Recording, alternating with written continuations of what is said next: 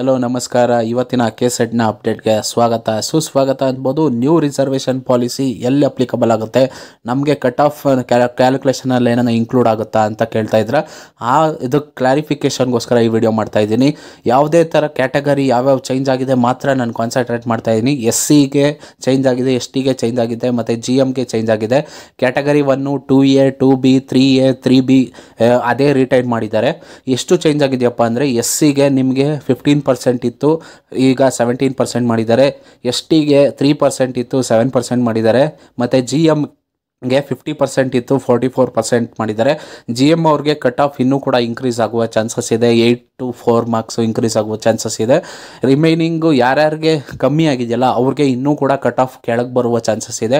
ಈ ವಿಡಿಯೋನ ತಪ್ಪದೆ ನಿಮ್ಮ ಸ್ನೇಹಿತರಿಗೂ ಶೇರ್ ಮಾಡಿ. ಯಾರ್ಯಾರೆಲ್ಲ ಈ ಸತಿ ಕೆಸೆಟ್ನ ಎಕ್ಸಾಮ್ ಬರೆದಿದ್ದಾರೆ ಅವ್ರಿಗೂ ಕೂಡ ಗೊತ್ತಾಗಲಿ ಯಾವ ರೀತಿ ಅವರ ಪರ್ಸೆಂಟೇಜ್ 6%ನ ಕ್ಯಾಲ್ಕುಲೇಟ್ ಮಾಡ್ತಾರೆ ಅಂತ. ಧನ್ಯವಾದಗಳು ವಿಡಿಯೋ